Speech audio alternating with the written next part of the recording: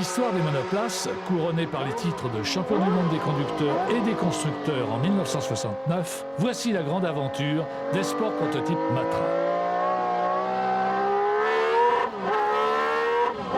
En 10 ans, parallèlement à leur engagement en Formule 3, Formule 2 et Formule 1, les hommes de Matra ont non seulement remporté 3 fois les 24 heures du Mans, mais aussi 2 championnats du monde des marques.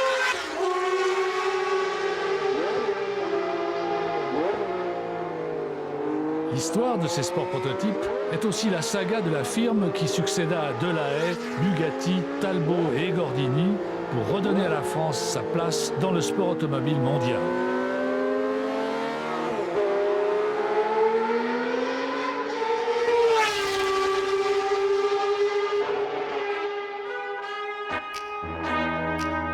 C'est au printemps bleuté de 1965 que Jean-Luc Lagardère lance sa jeune marque dans la compétition automobile avec des petites Formule 3, monocoques équipées d'un moteur 1000 cm3 Cosworth ou Holbay. Après un début de saison difficile, une Formule 3 française, appelée Matra MS1, remporte à l'étonnement général le Grand Prix de Reims le 4 juillet 1965. Cette victoire historique sonne la résurrection du sport automobile français et Jean-Luc Lagardère détermine immédiatement 2 objectifs ambitieux qui apparaissent à beaucoup extravagants. Gagner le championnat du monde de Formule 1 et remporter les 24 heures du Mans. Pour moi, ça n'était pas la volonté en 65 de gagner en 66 tout à la fois, mais de se préparer et surtout de travailler sur les points communs qu'il y a entre la monoplace et la voiture du Mans. Il faut savoir que dans les années 60 et 70, le Mans, pour les Français, c'est ce qui est le plus important. Le Mans a eu une réputation absolument fabuleuse. Le week-end du Mans, c'est des centaines de milliers de personnes, 300 000, 400 000 personnes, etc. Et il y a un engouement extraordinaire. La Formule 1 étant beaucoup plus réservée à des initiés. Donc, il était normal que je vise à un moment ou à un autre le Mans. Les 24 heures du Mans, qui donnent tant de frissons au public français, étaient dominés par les constructeurs allemands, britanniques et italiens depuis la dernière victoire de la Talbot de Rosiers en 1950. Plusieurs petites écuries françaises se battaient avec les moyens du bord, c'est-à-dire avec une bonne dose de passion et de système D, agrémentés de budgets réduits et de moteurs de faible cylindrée. Mais sinon, en production nationale, il y avait eu les DB avec des moteurs Panhard. Après les DB, au DB avait succédé les René Bonnet, et puis il y avait aussi Alpine. Mais Alpine, avec les moteurs Renault, courait surtout en petite cylindrée, comme DB l'avait fait. Et le grand public ne connaissait pas bien les activités de ces entreprises-là. Et il y avait que les mordus qui savaient qu'aux 24 heures du Mans ou aux 1000 km du Nürburgring, Alpine pouvait viser la victoire en catégorie 1000 cm3 ou 1300 cm3, ou à l'indice de performance, qui était une espèce de... L'indice de performance, au Mans, c'était une façon typiquement française d'essayer de faire gagner une voiture de course française. On calculait, il y avait une paire équation faisant correspondre la performance réalisée avec la cylindrée de la voiture concernée, donc pour essayer de rétablir un petit peu le déséquilibre des cylindrées. C'était un petit peu artificiel.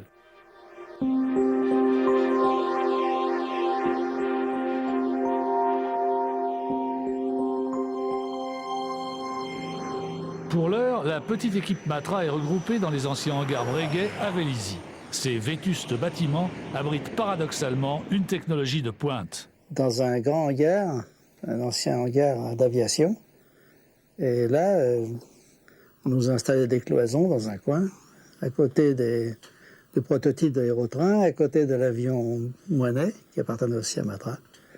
Et puis on a continué à dessiner les voitures là, à cet endroit-là.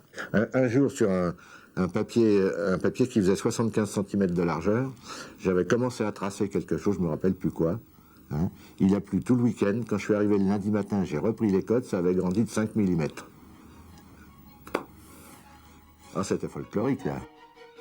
Participer aux 24 heures du Mans, c'est avant tout apprendre à construire un proto Et Claude Le Guézec, ancien rallyman et directeur du service compétition, fait préparer pour le Critérium des Cévennes le tout premier protomatra, la 610. C'est un jet aux voies élargies, motorisé par un Ford Cortina Lotus de 1600 cm3, préparé par Cosworth.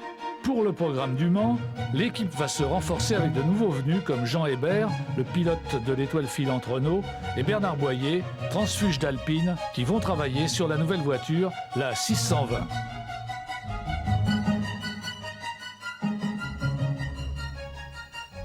Donc, dès mon entrée en automne 65, j'ai commencé à travailler sur les monoplaces pour l'année 66, qui étaient donc la F3 et la F2 1000 toutes les deux. Pour le prototype, c'était un peu plus confus, parce que Lagardère souhaitait que le prototype ait des liens de parenté avec la future voiture qui était la 530.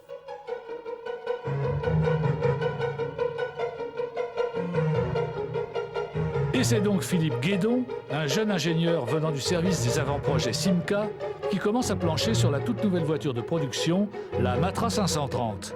Jean-Luc Lagardère souhaite une voiture innovante, sportive et provocante. Mais par honnêteté en quelque sorte et par homogénéité, il voulait que les voitures qu'on fabrique aient quelque chose qui rappelle la compétition. Parce que sinon, on n'aurait pas très bien compris la démarche. Ça, c'est un point d'ailleurs sur lequel je le suivais parfaitement. Là-dessus, on n'avait aucune divergence. Et donc, c'est la raison pour laquelle, premièrement, toutes nos premières voitures ont été à moteur central pour rappeler l'architecture basique des voitures de course, ce qui était une traduction dans la voiture de série ou de semi-série qui n'était pas facile. Et puis, deuxièmement, il a demandé à ce que la voiture 620 soit avec une certaine analogie avec la carrosserie de la 530.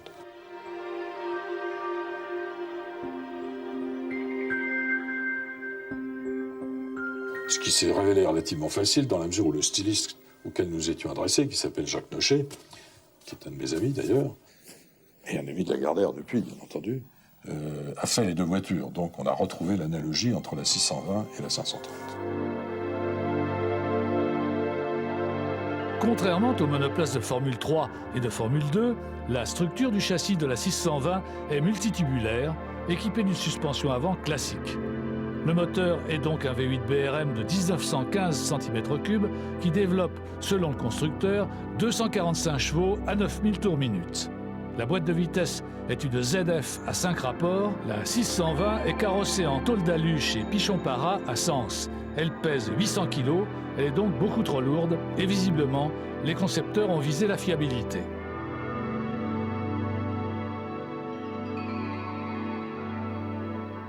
Alors, le proto a souffert d'avoir un cahier des charges qui n'était pas suffisamment précis au départ, qui était trop évolutif, et également on avait moins d'expérience, parce que l'équipe technique de Matra était constituée par des gens qui venaient de René Bonnet ou qui venaient d'Alpine comme moi, et qui avaient travaillé sur des voitures de très faible cylindrée, en général des 1000 cm3 ou au plus gros des 1100. Et la cylindrée de 2 litres nous a créé des problèmes que nous n'avons pas su solutionner d'une manière satisfaisante dès la première voiture. 3 620 sont engagés aux 24 heures du Mans 66, au cœur de la bataille titanesque qui oppose alors Ford et Ferrari. Battu l'année précédente, Ford engage une armada de 8 prototypes Mark II de 7 litres et de 5 GT40 contre un peloton de 14 Ferrari. La 620 affronte dans sa catégorie 2 litres la Dino Ferrari et la Porsche Carrera. D'entrée, la voiture était plus rapide que les Porsche. Malheureusement, le moteur BRM était un moteur Grand Prix qui n'était pas du tout fait pour l'endurance. Donc en dehors du fait qu'on a eu beaucoup d'autres problèmes, les moteurs ne pouvaient pas théoriquement tenir 24 heures. Donc c'était un peu compromis dès le départ. Effectivement, à la 13e heure, les 3 Matra ont abandonné. La 43 de Josso Pescarolo sur panne de moteur, la 42 de Schlesser-Ries sur accident et la 41 de Beltoise-Servoz-Gavin sur panne de transmission. Ford remporte les 24 heures et Matra commence sa longue marche vers le sommet avec passion, détermination et ténacité. Tout le monde sait qu'aucun constructeur n'a gagné Le Mans à sa première participation.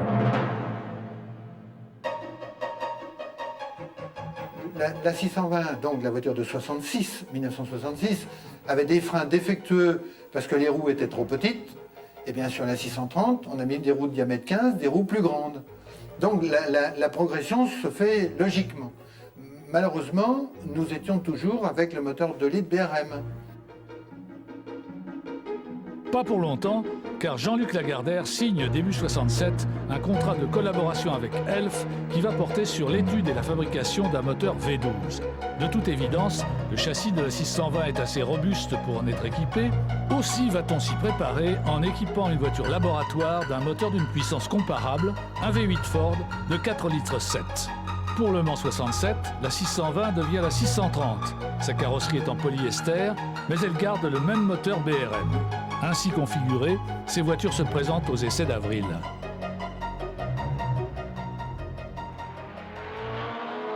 Et je me suis fait peur avec cette voiture pendant toute une journée, simplement parce qu'il y avait un problème aérodynamique qu'on n'avait pas situé. Et j'ai essayé de trouver la solution et à un moment donné, je la trouve, je me dis mais il n'y a pas de problème, ça manque d'appui. Et quand j'ai dit ça aux ingénieurs, les ingénieurs m'ont dit mais non, il y a l'eau, il y a l'huile, il y a le moteur, il y a la boîte, tout était à l'arrière. Effectivement, ça semblait complètement illogique de raconter ce que je racontais. Et en fait, c'était bel et bien ça. Et pour confirmer ou infirmer ce que je disais, ils ont pris la décision de mettre Robbie Weber à ma place pour les 10 dernières minutes d'essai.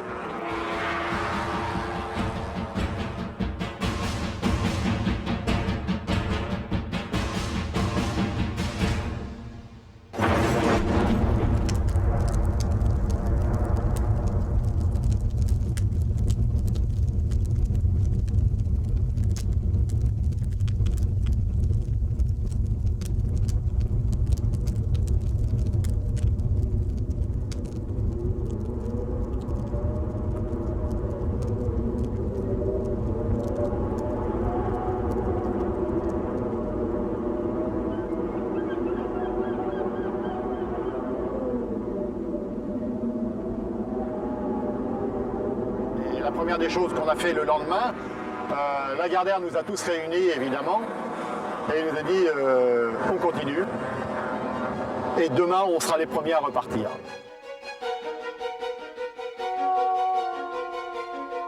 L'équipe Matra aborde tristesse au cœur les 24 heures du Mans 67, théâtre d'un duel historique et mythologique entre l'armada Ford, menée par les redoutables Mark IV, et l'armada Ferrari, constituée des nouvelles et élégantes 330 P4. On note l'apparition de l'impressionnante et novatrice Chaparral de 7 litres de cylindrée, équipée d'un aileron digne d'un avion de l'US Air Force. Après une somptueuse bataille, devant 300 000 spectateurs, c'est la Mark IV de Gurney et Foyt qui offre à Ford sa seconde victoire.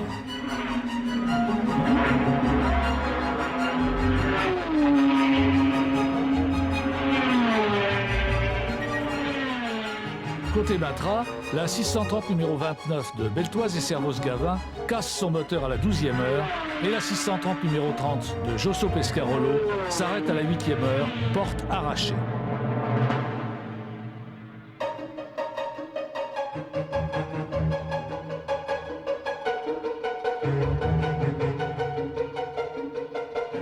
Le rude apprentissage continue et malgré ses débuts difficiles, Matra poursuit toujours son objectif de faire courir un prototype 100% français au Mans. Le V12 étant encore en cours d'achèvement et pour ne pas être pris au dépourvu, Matra équipe un châssis 630 d'un V8 Ford de 4 litres 7.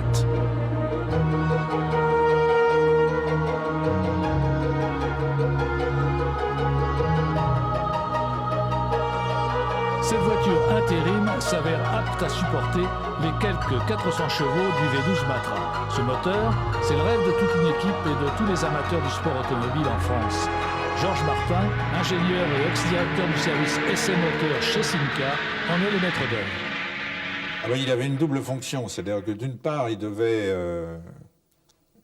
gagner des courses de Formule 1 et si possible le championnat du monde, des conducteurs, mais également il devait gagner les 24 heures du Mans. Or, à l'époque, le règlement des 24 heures du Mans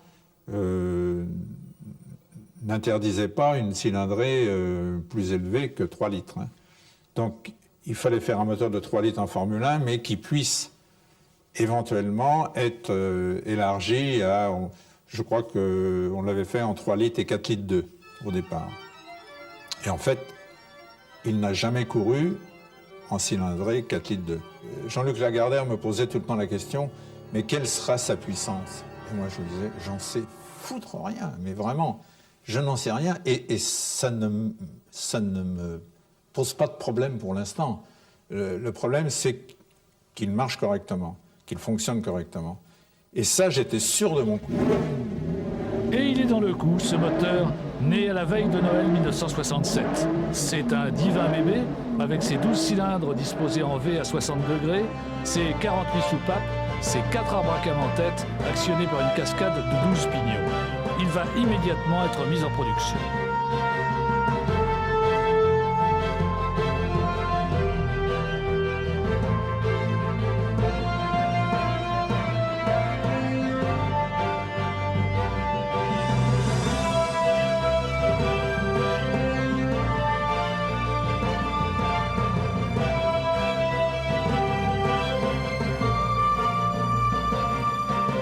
Toute l'équipe Matra, après seulement 3 ans d'existence, est fière de présenter une sport prototype 100% française, la 630 équipée du V12 Matra, en même temps qu'une Formule 1 100% française, elle aussi, la MS11, équipée également du V12 Maison.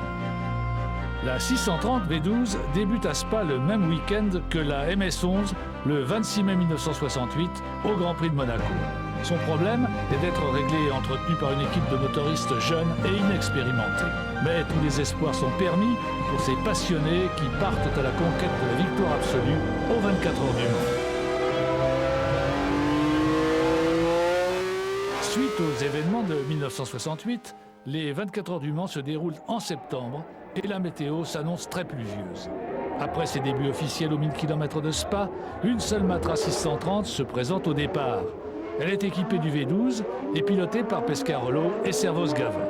Ford, avec ses GT40, remet son titre en jeu face aux toutes nouvelles et efficaces Porsche 908 3 litres et aux élégantes et rapides Alfa Romeo Tipo 33-2. Grâce à l'expérience de John Wyer et à la maturité de la GT40, Lucien Bianchi et Pedro Rodriguez vont rapidement s'imposer en tête de la course.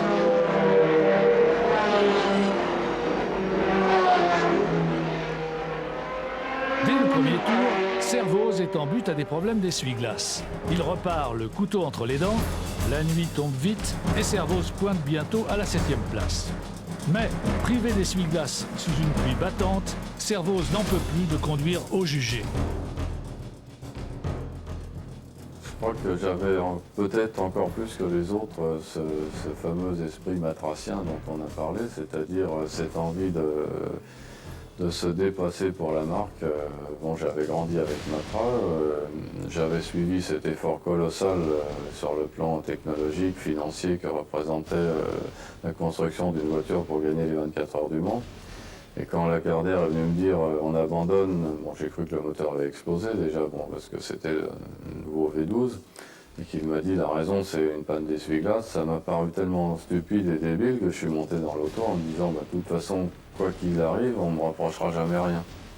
J'étais sûr que j'allais sortir au bout de 2 tours, 3 tours, 4 tours ou 10 tours, j'étais sûr que de toute façon ça allait se terminer dehors. Mais moi j'étais sûr qu'on ne me reprochera rien. Et à ce moment-là, j'ai conduit comme un fou toute la nuit en me disant ben, on verra bien. Chaque tour, je me disais c'est le dernier.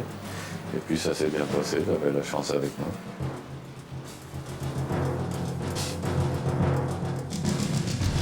Avec les performances d'Henri Pescarolo pendant la nuit, sans essuie-glace, c'était quelque chose d'incroyable. Je pense que ça a fait beaucoup pleurer dans les chaumières de voir cette voiture en 2e position. Enfin, c'était assez fantastique. Ce qu'a fait Henri, c'était inouï, quoi, quand même. Et voir une voiture française, le bleu, être en 2e position des 24 heures du Mans, bon, c'est quelque chose qui effectivement a marqué.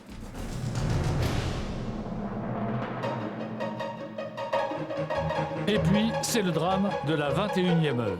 Mauro Bianchi, après s'être arrêté longuement à son stand pour un changement de plaquette, oublie d'amorcer le circuit de freinage et sort violemment de la piste. Sa voiture s'embrase.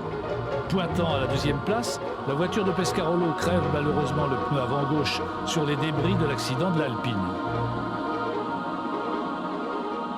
Après un arrêt au stand et 4 tours plus tard, Pescarolo s'immobilise définitivement au bord de la piste. Un pneu a déchappé, arrachant une partie du capot arrière et détruisant la batterie. Les espoirs les plus fous sont réduits à néant, mais pendant ces 24 heures automnales et pluvieuses, l'équipe Matra a montré au monde qu'elle pouvait gagner.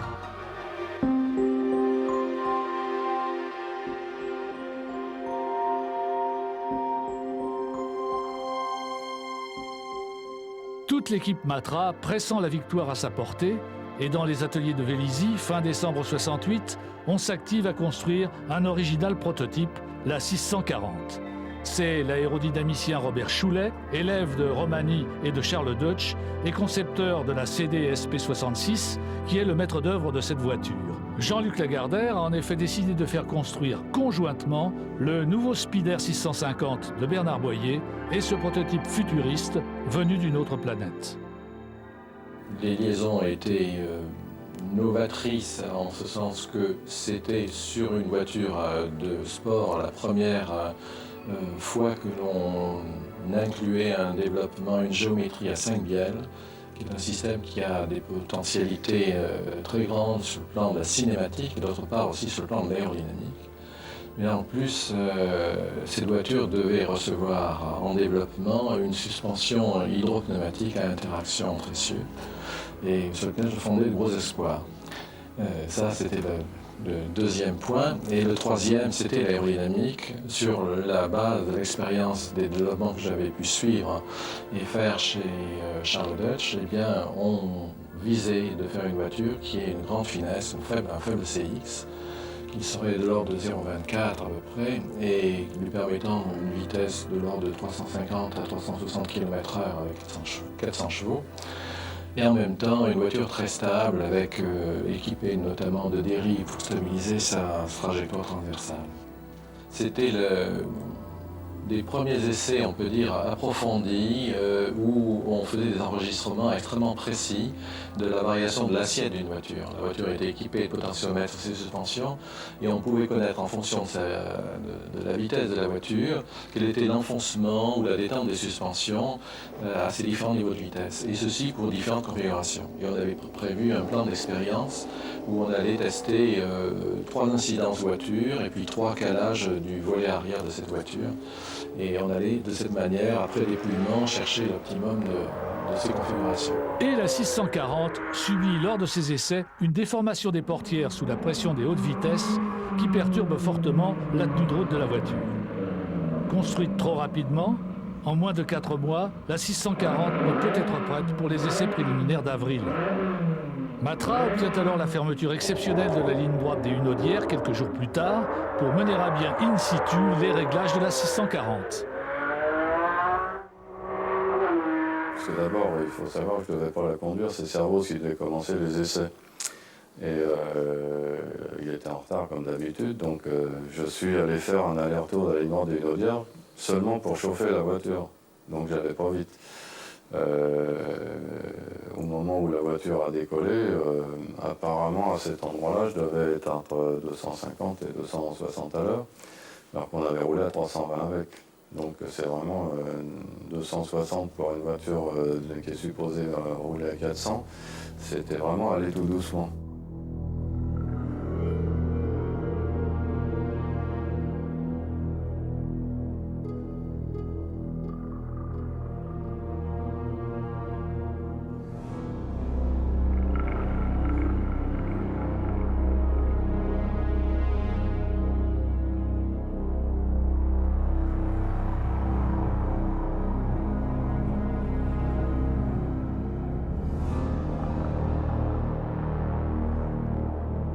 Après tant d'émotions, et préférant jouer la sécurité, Jean-Luc Lagardère stoppe définitivement le programme 640 et reporte tous les efforts de son équipe sur le Spider 650 de Bernard Boyer.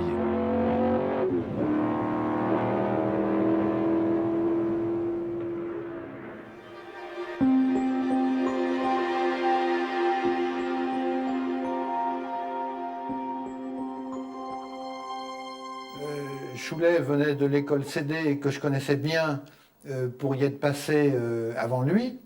Et j'avais pas du tout envie de suivre les options qu'il prenait au niveau de la voiture.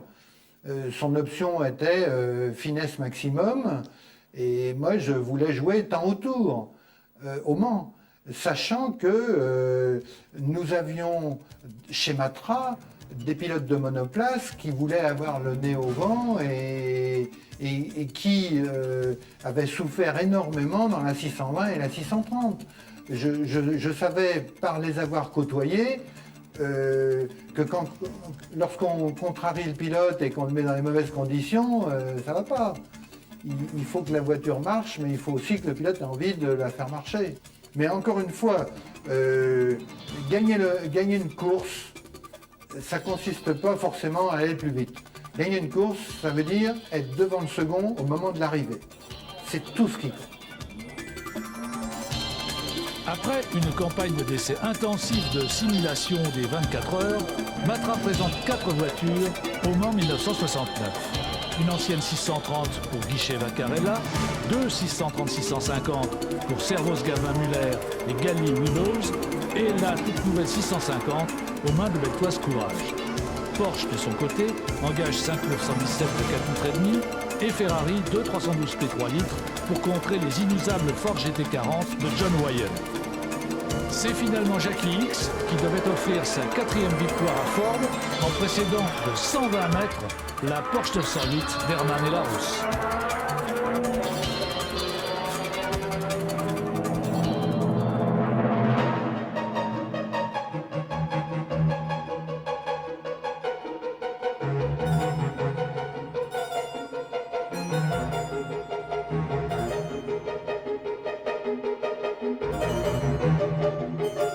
Hormis l'abandon de la 630-650 de Servoz Gavin Muller à la 12e heure, les Matra réalisent un tir groupé dans les 10 premiers avec la 4e, 5e et 7e place. Malgré le handicap de puissance, c'est un superbe résultat. Le travail, la persévérance et la mise en place d'une organisation sans faille portent leurs fruits. La 650 s'affirme une voiture remarquable et elle reste encore aujourd'hui considérée par beaucoup comme la meilleure des Matra prototypes. La 650 était une très bonne voiture. La 650 a été conçue à la même époque que la MS80 et elle avait les mêmes caractéristiques. Elle était tout-terrain, c'est-à-dire capable d'aller sur une piste très plate ou sur une piste très bosselée, ce que la MS80 était également capable de faire.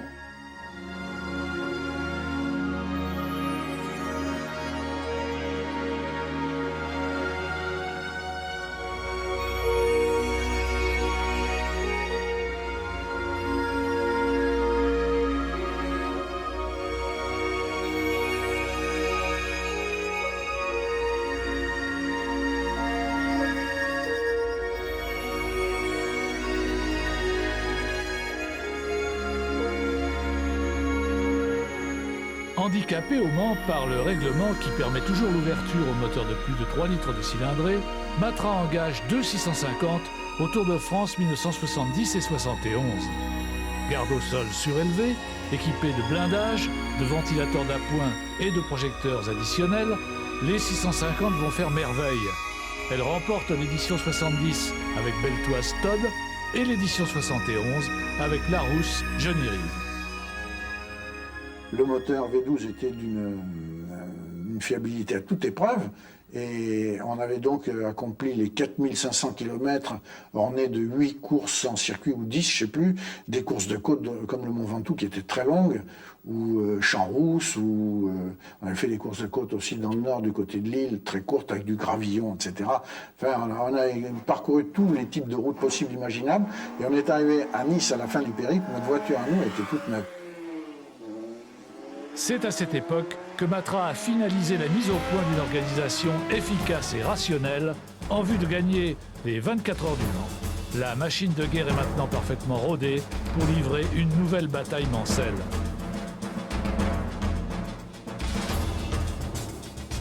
Là, ça a été une aventure incroyable. Ça, c'était quelque chose de très difficile à monter. Parce que le Tour de France, ça se passait, je sais pas, je vais dire une bêtise, peut-être, j'ai pas les chiffres, mais ça doit être 6 000 ou 7 000 km à faire dans une semaine, avec des assistances, des véhicules légers, des points, bien sûr, des contrôleurs horaires sur lesquels on pouvait agir sur le véhicule. Donc c'était des arrêts ravitaillement et des actions mécaniciens aussi précises en fait que sur une course, peu importe quelle course, c'est une vraie course.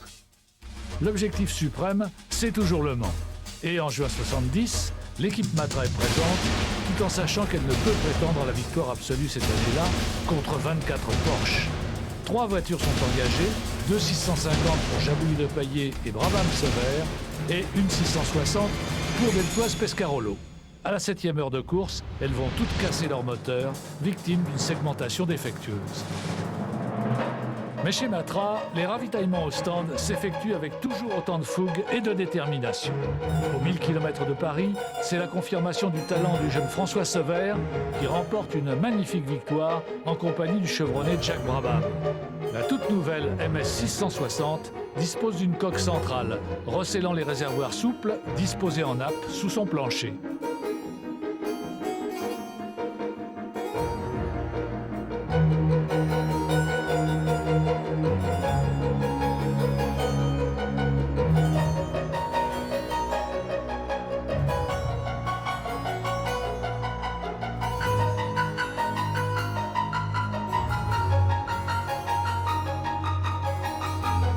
Au 24 heures du Mans 71, face à l'armada Porsche forte de 33 unités, l'unique 660, désormais Matra Simca Shell, suite à la signature de l'accord avec Simca, est confiée à Chris Amon et Jean-Pierre Beltoise. Après une course exemplaire de régularité, la 660 pointe en 2e position à 6 heures du matin, mais elle va abandonner à la 16e heure pour des problèmes d'alimentation. Matra perd encore une bataille, mais toujours pas la guerre. Et la 660 était déjà une très bonne voiture. Et elle a servi de brouillon, si on peut dire, pour faire la 670, qui, elle, a fait une carrière de 3 années, 1972, 13 et 14. Et la 670 est la voiture de base des 3 victoires du Mans et des 2 championnats du monde des marques. Alors, la préparation de la voiture, elle s'est faite à base de tests que nous sommes venus faire sur le circuit Paul Ricard, et on a tout simplement simulé des courses de 24 heures, c'est-à-dire qu'on a préparé des voitures d'essai dans une configuration toute proche de celle de la course, celle qu'on croyait la meilleure. On a mis la voiture en piste pour 24 heures sur le circuit Paul Ricard en cherchant à ne pas s'arrêter. Sur le plan aérodynamique, nous avons voulu utiliser les queues longues dites pédalos. En fait, au lieu de mettre un aileron qui nous pénalisait, on utilisait la forme de carrosserie pour utiliser sa portance. Et en même temps, pour éviter une dépression derrière la voiture.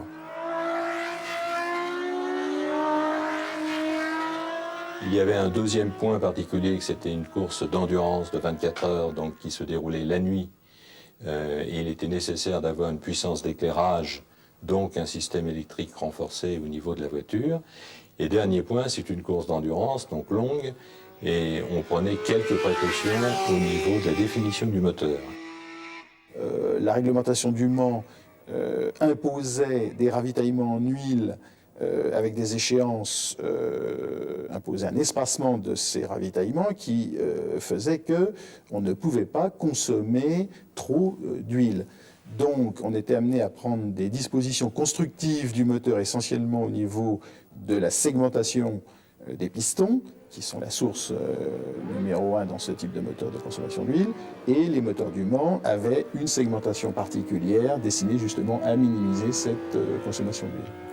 Ensuite, il y avait l'organisation de la signalisation, avec des gens qui chronométraient au stand, qui étaient près des gens qui définissaient la stratégie, Lagardère en personne, mais en collaboration avec tous les gens qui étaient présents dans les stands.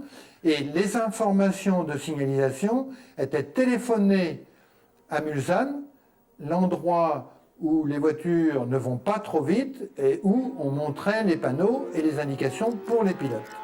Ce qui est difficile, c'est ce qu'on appelle le tour par tour, c'est-à-dire de pointer toutes les voitures à tous les tours au Mans. Alors là, je vous dis pas ce que c'est, parce qu'il y a des petites voitures, il y a des grosses voitures, il y a des voitures moyennes. Les résultats, eh bien, il y a des voitures qui prennent des tours, alors vous êtes avec des pages à tourner, enfin c'est affreux, affreux. Et entre deux trucs, je mangeais, mais je ne pouvais pas boire. Parce qu'on ne peut pas faire pipi, donc je ne peux pas boire. Et je buvais pour la dernière fois le vendredi, au repas de vendredi midi. Et je ne buvais plus jusqu'au dimanche soir, enfin dimanche 4 heures. On a fait des tests d'endurance de 24 heures sur le circuit Ricard notamment, où ce système, cette équipe se rôdait à des arrêts ravitaillement dans les conditions, on avait reproduit le stand dans le style des 24 heures du Mans avec les systèmes de ravitaillement d'essence voisins, et donc pour que toute l'équipe se rôde aux arrêts ravitaillement et toutes les opérations qui parfois sont obligatoires dans une course d'endurance, les changements de pneus, les changements de frein, toutes les choses, et éventuellement quand nous avions un pare-brise, celui qui nettoie le pare-brise, enfin toutes les fonctions étaient tout à fait déterminées, précises, et devaient se passer à un moment précis, car nous n'avions pas la possibilité d'avoir une personne de plus. Il pouvait y avoir faute réclamation, donc c'était très très très précis. Et il n'y a pas une rondelle sous-traitée à l'extérieur dont le sous-traitant n'était pas capable de travailler jour et nuit pendant la durée de la semaine du Mans, pour qu'au cas où on aurait eu un problème pendant les essais ou même pendant la course, il ne puisse pas immédiatement fournir, et on aurait envoyé l'avion spécial, l'hélicoptère, tout ce qu'il fallait pour faire venir la pièce. Et sur place, on avait des représentants de tous les corps de métier dans un grand garage qu'on avait loué du côté de la ligne droite des Humaudières.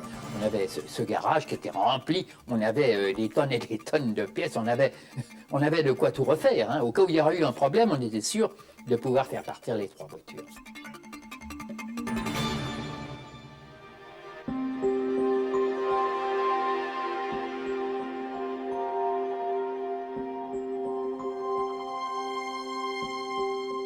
Le grand jour est arrivé. Matra présente sa nouvelle arme, la 670, digne héritière de la 660, dont elle reprend l'architecture générale. La nouvelle réglementation, qui limite la cylindrée à 3 litres, permet à Matra d'affronter enfin la concurrence à armes égales. 2 670 sont habillées de carrosserie à queue longue et de moteur version 72. Elles sont confiées à Beltoise Amon et Sever Ganley, tandis que la 670-01, conduite par Graham Hill et Henri Pescarolo, est dotée d'un arrière court et d'un moteur MS-12. Selon l'usage, la grand-mère, c'est-à-dire le modèle de l'année précédente, vient épauler les nouvelles 670.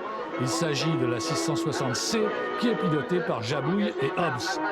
Côté concurrence, Ferrari, déjà virtuellement champion du monde des marques, a malheureusement déclaré forfait une semaine avant les essais, après s'être aperçu que ces 312 ne tiendraient pas la distance. Sous les yeux de Georges Pompidou, Sylvain Flouara, Marcel Chassagny, la foule des invités et 300 000 spectateurs enthousiastes, la bataille avec Alfa Romeo, Porsche et Lola se présente comme une affaire nationale. Et dans les stands des Bleus, la pression est à son comble.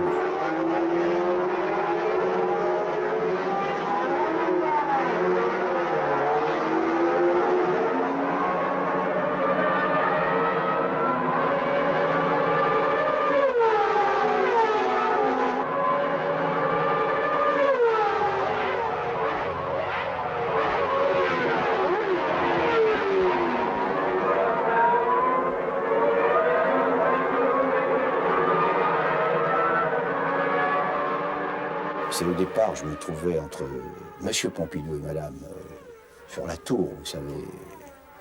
Et au premier tour, je vois Beltoise qui était parti en tête, qui se met sur le bas-côté, une flamme bleue. Je comprends tout de suite que le moteur rendait l'âme. Et je me souviendrai toujours, Monsieur Pompidou me demande qu'est-ce qui se passe.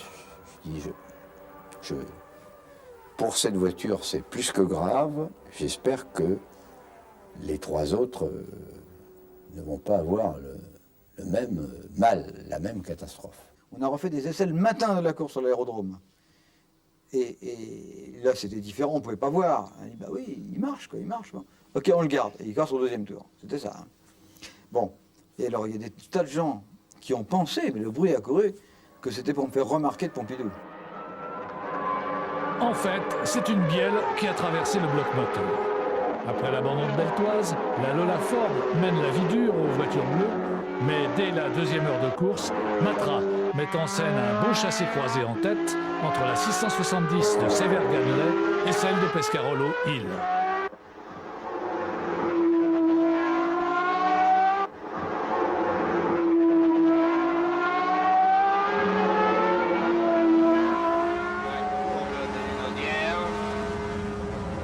La bosse passée, 300 mètres.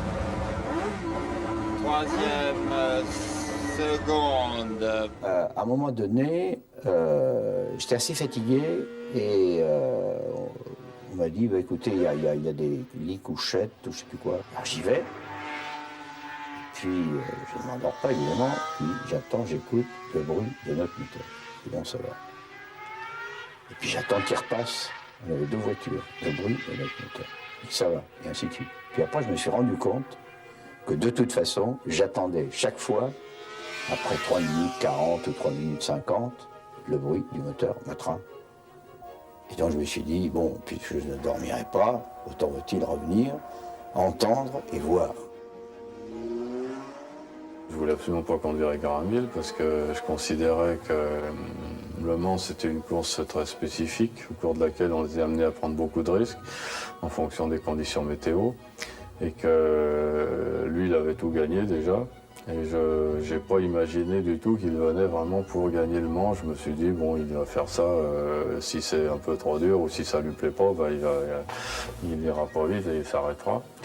Et c'est là où je m'étais complètement trompé parce qu'il a été fabuleux et on a eu de nouveau une nuit d'enfer sous une pluie battante et c'est là qu'il a fait la différence, il a conduit d'une manière extraordinaire. C'est pas la nuit qui est très longue, c'est quand le jour se lève. Après c'est très long. À partir de 9h le matin, c'est très long. C'est même très angoissant parce qu'on se demande, maintenant qu'on a passé toute la nuit et tout, on espère que ça va tenir jusqu'au bout, hein, parce qu'attendre si longtemps pour casser à 5h ou 4h de la fin, c'est vraiment stupide. Juste avant midi, la 670 de Gannelet est percutée sous la pluie par la corvette de Marie-Claude Beaumont. Les mécanos, pourtant ivres de fatigue, réparent le capot et les suspensions en un temps record.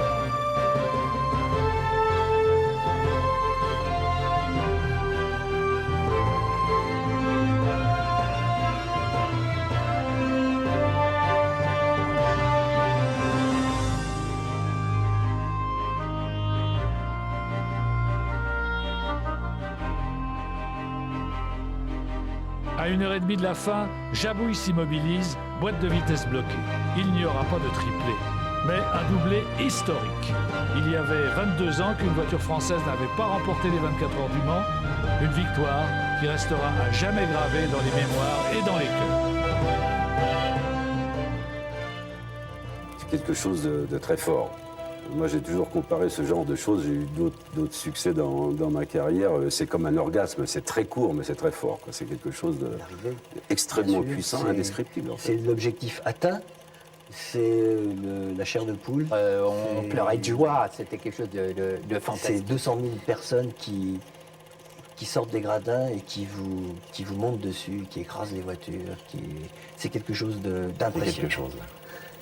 Là, il y a les larmes qui coulent. C'est dingue, surtout quand vous avez bu de champagne après.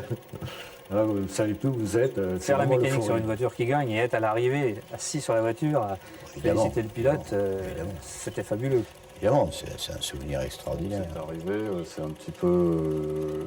on est sur un nuage, et c'est progressivement, et après qu'on se rend compte vraiment de ce qui s'est passé. Il s'est trouvé que j'étais à côté de Sylvain Floirat, qui était notre président du groupe. Et il m'a dit, mon vieux Martin, je savais très bien que j'ai toujours eu un drapeau tricolore dans le ventre. Alors on me demandait si je suis content ou parler si je suis content. La première victoire, ça a été du délire. Ah oui, vraiment. Ça a été la victoire de Pescarolo et Graham Hill, c'était extraordinaire.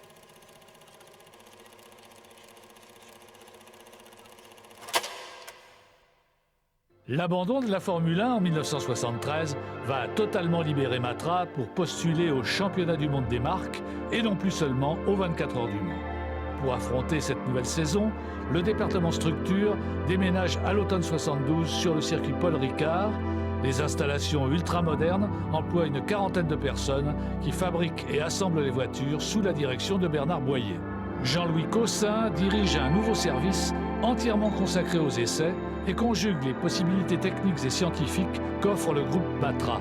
Jean-Louis Trapon remplace Le Tal pour les calculs de résistance et Jean-Jacques Zignani est responsable du secteur aérodynamique. Donc nous faisions des campagnes aérodynamiques en début d'année avec Caussin et nous passions différentes carrosseries et nous faisions différents essais où on mesurait la portance, la traînée, le CX, le CZ, le CY, enfin les différentes composantes aérodynamiques d'une voiture. On a utilisé des premiers appareils qui étaient utilisés eux aussi sur des engins embarqués, c'est-à-dire des enregistreurs photographiques, des capteurs, des accéléromètres, différents appareils et jauges, si vous voulez, de mesure, qui ont été mis à bord des véhicules et qui nous permettaient, après développement, de voir les différents paramètres de la voiture. À partir des données qui étaient mesurées, qui nous permettaient de connaître les forces qui entraient, les charges aérodynamiques qui existaient sur la voiture, on a pu démarrer une activité de calcul. Alors calcul qui était faite à la main et à la règle de calcul un petit peu plus tard avec les premiers micro-ordinateurs utilisant un système basique si vous voulez, mais c'était un calcul pur de résistance des matériaux tel qu'on pouvait l'enseigner ou l'apprendre à l'école à l'époque. C'était révolutionnaire, l'HP 65 c'était un truc, tout ingénieur normalement constitué qui sortait de l'école, il bavait devant, quoi. Ça valait 5000 francs à l'époque, c'était une fortune, hein. Maintenant ça vaut 3 francs 6 sous, mais à l'époque c'était un grand pas en avant, hein. Ça vous faisait un calcul en quelques nanosecondes, là. C'était super. Et il y avait une direction qui avait un ordinateur scientifique à sa disposition et qui nous a permis c'est Jean-Louis Caussin qui avait eu cette idée-là, qui nous a permis de faire un calcul qui prenait à la main une journée en, on va dire, une demi-seconde. On voit les briques dessous. Et voilà, on coupe après.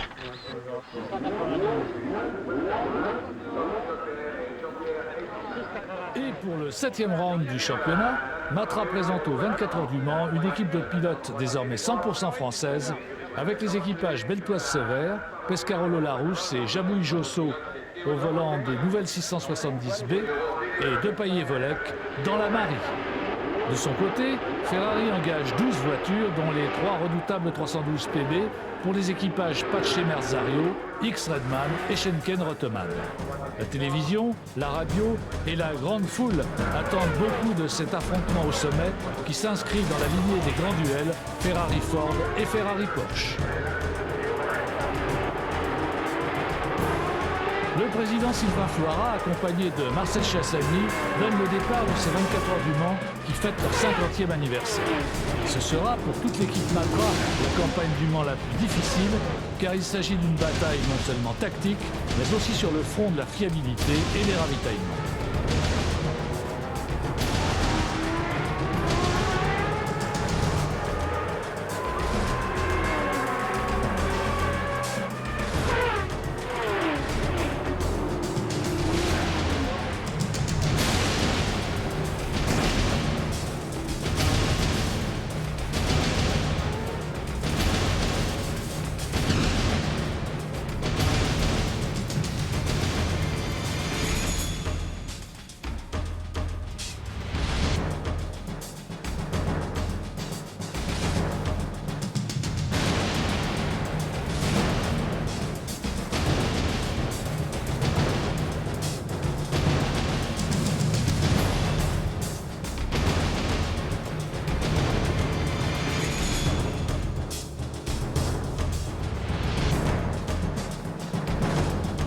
Le rythme infernal auquel sont soumises les mécaniques va commencer à clairsemer les rangs des deux équipes.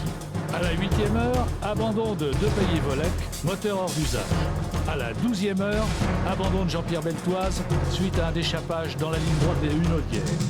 À la 12e heure encore, abandon de la Ferrari de Reutemann, moteur cassé.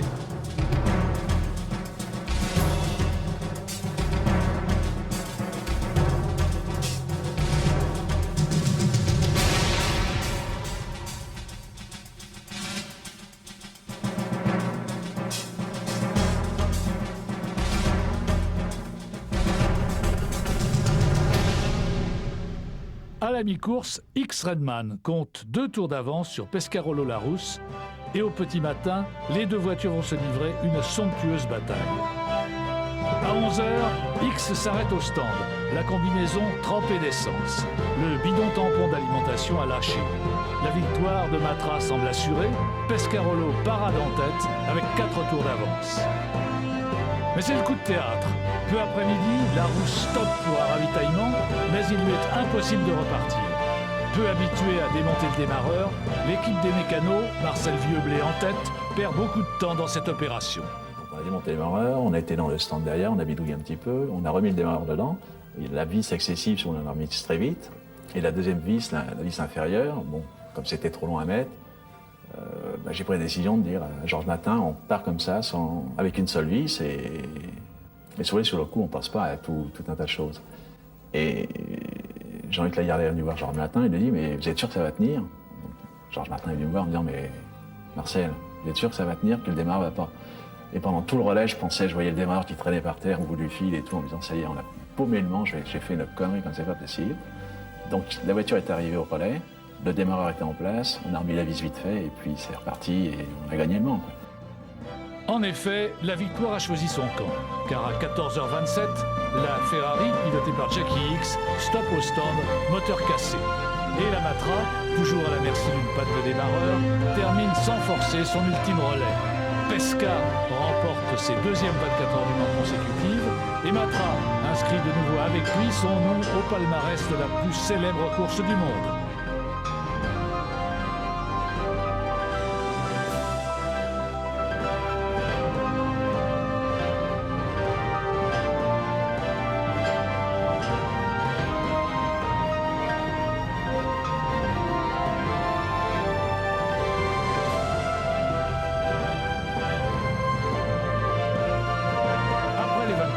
La saison n'est pas finie pour Matra.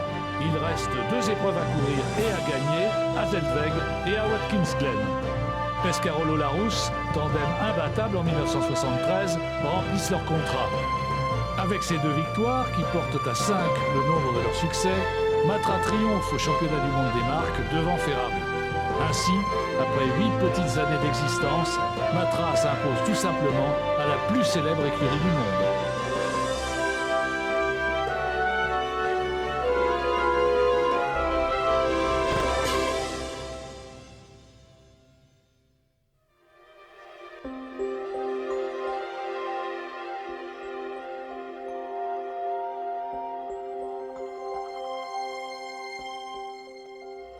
En 1974, désormais soutenu par la CEITA, Matra présente la dernière évolution de la 670, la 670C, décorée aux couleurs de gitane. Si l'architecture générale demeure inchangée, un intense travail aérodynamique a entraîné la modification du capot avant, du saut de vent, de la prise d'air, ainsi que du porte-à-faux de l'aileron. Un effort considérable à porter sur la réduction du poids de la voiture. On est arrivé à ne même plus peindre certaines pièces. On avait, pour histoire de gagner du poids, gagner le poids de l'après, de la peinture, on avait le gel coat, qui est la première couche qui est une résine teintée, en fait, au contact du boule, dans le bleu Orly 915, le fameux bleu course Matra, donc il n'y avait pas besoin de peindre la pièce. La voiture est équipée d'une boîte Porsche à synchro pour les 24 heures du Mans et d'une boîte Hewland à Crabo pour les courses de 1000 km. La 670C est la synthèse de toute l'expérience de Matra en compétition. C'est une arme absolue. Au Mans, après le forfait d'Alfa Romeo, les voitures bleues sont menacées seulement par 2 Gulf Mirage, 2 Ligier JS2 Maserati et 2 Porsche RSR Turbo. Concurrence réduite, certes, mais aux 24 heures, une victoire n'est jamais acquise. 3 670B sont confiés aux équipages Pescarolo-Larousse, Jabou-Imigo et Josso-Volek-Dolem. Beltoise et Jarrier, quant à eux, étrennent la toute nouvelle 680. On s'attend à un cavalier seul de l'équipe gitane. En effet, Pescarolo prend la tête dès le départ, mais dans la nuit, la 680 et la 670B de Volek et Josso cassent leur moteur. Et à la mi-course, la 670 de Jabou-Imigo navigue à la 4e place avec des problèmes de circuit de refroidissement. Pescarolo mène confortablement avec 11 tours d'avance sur la Porsche Carrera de Muller-Van Lennep quand, à la 18e heure, sa 670 s'immobilise, boîte bloquée. Une fois de plus, l'exceptionnelle efficacité de l'équipe Matra et de ses mécaniciens va sauver la victoire. Enfin, la voiture, quand elle s'arrête, il faut déjà diagnostiquer, démonter tous les accessoires qui autour de la boîte, ensuite intervenir dans une boîte qui est à entre 140 et 150 degrés, déposer tout, repréparer du matériel neuf pour en mettre dedans, remonter tout, refaire le plein, enfin tout, 42 minutes, c'est très rapide hein, quand même. On formait une équipe qui était peut-être une des meilleures sur les circuits au monde, du fait que la sélection s'était faite sur plusieurs années et l'équipe qui restait à la fin, c'était vraiment une équipe soudée. Et grâce à cette intervention ultra rapide, Pescarolo repart avec 3 minutes et demie d'avance sur la Porsche Turbo. Il va inscrire pour la 3e fois son nom et celui de Matra dans le livre d'or des 24 heures du Mans. Au championnat du monde des marques, en l'absence de Ferrari, qui regroupe ses efforts en Formule 1, Matra affronte en 1974 les belles et rapides Alfa Romeo 33 TT12. Mais l'équipe française va afficher une supériorité insolente et absolue et remporter 10 victoires sur les 11 courses que compte le championnat du monde cette année-là. Mais les temps changent. La guerre du Kippour, l'augmentation de l'essence, l'instauration des limitations de vitesse, l'interdiction temporaire de la compétition, tous ces événements annoncent la fin des 30 glorieuses de l'industrie française et conduisent Jean-Luc Lagardère à remettre en question l'implication de Matra dans le sport automobile. J'ai beaucoup hésité, mais je me suis rappelé qu'en effet, j'avais prévu de faire de la compétition pendant 10 ans. J'ai vu qu'on avait atteint tous les objectifs, tous.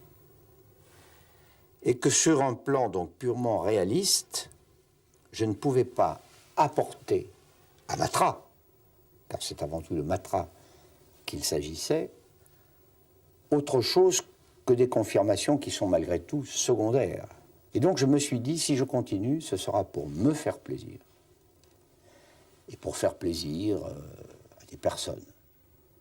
Mais ça, je considère que dans mes responsabilités, je n'ai pas le droit, je n'ai jamais eu le droit de faire passer mon plaisir personnel devant l'intérêt de milliers, de dizaines de milliers de personnes.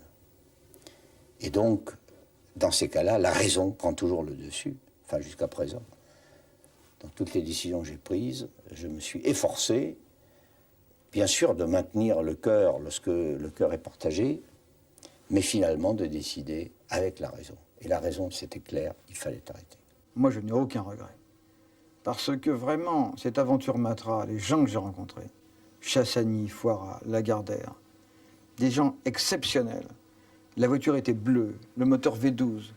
Je vivais un rêve dont c'était plus qu'un rêve. Ce que j'avais rêvé, c'était pas aussi beau que ça. Donc ces gens-là m'ont apporté, qui n'ai pas été champion du monde, mais ils m'ont apporté vraiment au-delà de mes rêves. Donc je peux que les remercier, je peux rien regretter, c'est fantastique.